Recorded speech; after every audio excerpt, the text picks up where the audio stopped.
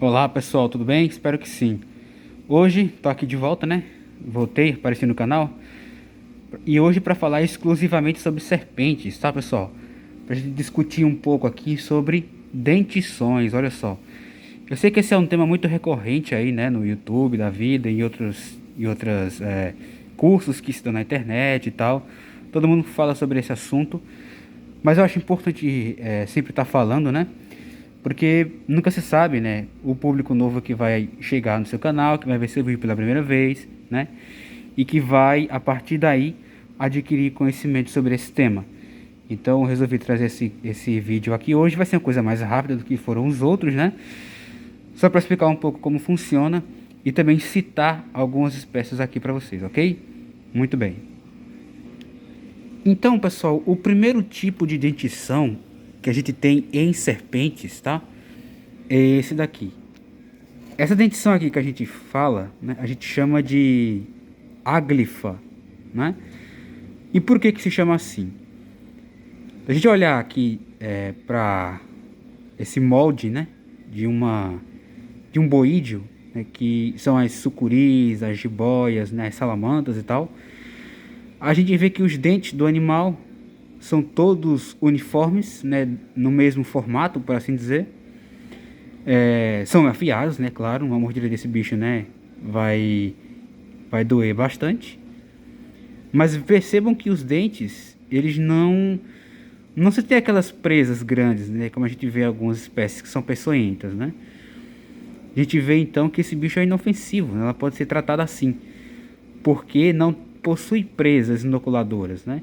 Esses dentes aqui, na maioria das vezes, eles são voltados para trás, né? Para ajudar o animal a segurar a presa quando ela vai, né, dar o bote que vai se alimentar. Então isso aqui ajuda nisso, basicamente nisso, né, em segurar a presa para ela não fugir. Mas não servem para inoculação de peçonha, tá? E o caso mais clássico que a gente tem são os boídeos, né? As sucuris, as jiboias, salamandras, como eu falei, que são os animais que possuem esse tipo de dentição aqui. E que muitas vezes fica oculto porque a pessoa não consegue ver que eles ficam protegidos, né, pela bainha de pele que tem aqui. E a pessoa não vê, acha que o bicho é banguela, né, não tem dente, mas na verdade, se você colocar a mão ali, vai tirar a prova na hora, né? Então esse é o primeiro tipo de dentição, tá? Outra coisa que eu acho importante falar, já aproveitando esse molde aqui, é que se tem um conhecimento popular de que serpentes que possuem a pupila do olho elíptica, como esse exemplar aqui, ó, que o pessoal chama de enfenda também, né?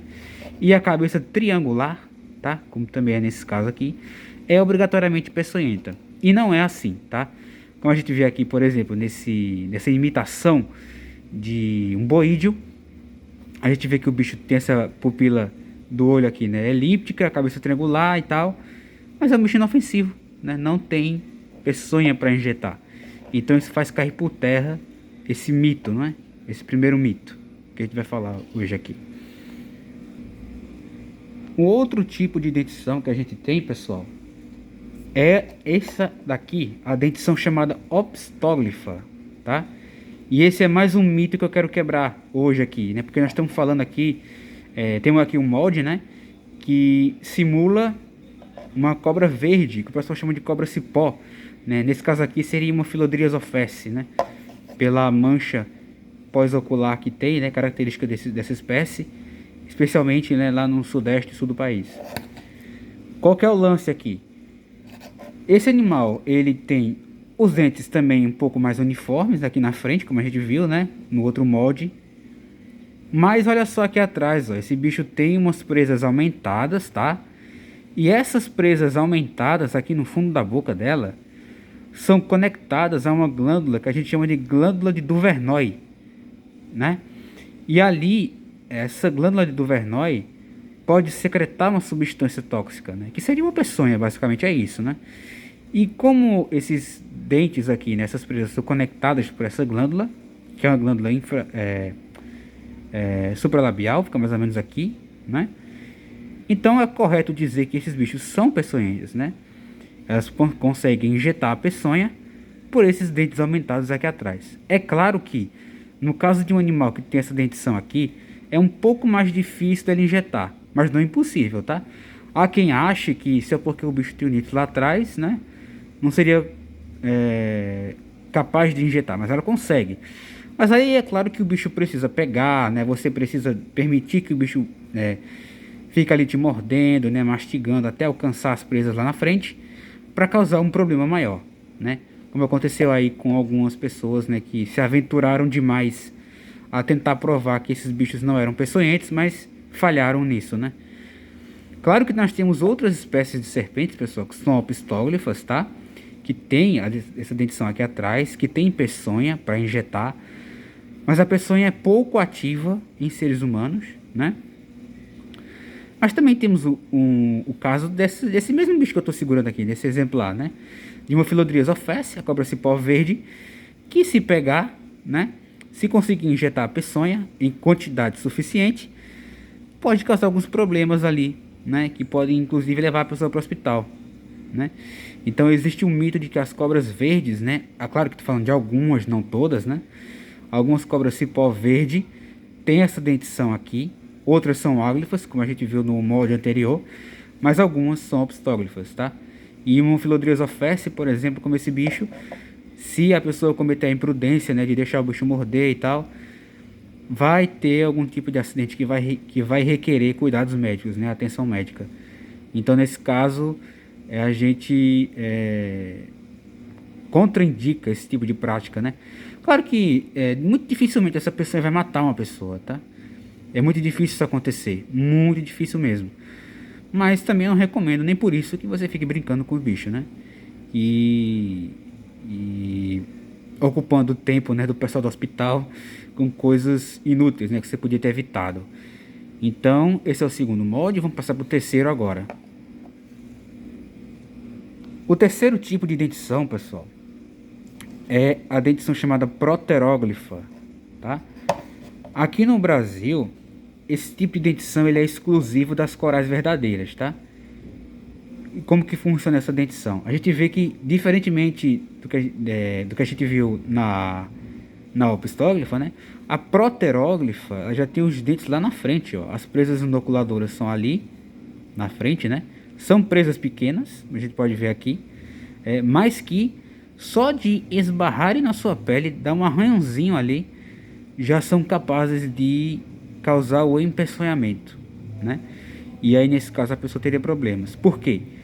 Porque corais verdadeiras, pessoal, o gênero Micrurus aqui no Brasil tem as peçonhas mais potentes, né? Então, sendo assim, se esse bicho consegue morder, é um problemão, porque a pessoa precisa ir com urgência ao hospital, né? Porque é um caso que tem que ser tratado como grave, né? Porque as corais verdadeiras são as donas da peçonha mais tóxica do Brasil, tá?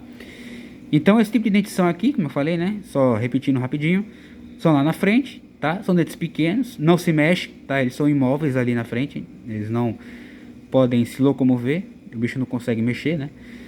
E esse bicho vai acabar durante a mordida, né? E também é muito difícil de acontecer, porque esses bichos são bem tranquilos, né? Você tem que perturbar muito o animal para ele chegar ao ponto de morder. Vão ser bichos mais tranquilos, né? Mas mesmo assim, se acontecer o acidente, tem que ser tratado como grave, porque é um problema, né? Peçonha desses animais aqui. E o último tipo que a gente tem é esse aqui, chamado de dentição solenóglifa, né? Esse aqui é o mais conhecido, né? Quando a gente está falando de serpentes peçonhentas. Por quê? Esse tipo de dentição aqui, pessoal, pertencem às víboras, né? E aqui no Brasil nós temos as jararacas como representantes das víboras, as cascavéis também, né? E as surucucu de jaca. Então esses animais, eles têm essa dentição aqui, que é também lá na frente, como a gente viu anteriormente, né,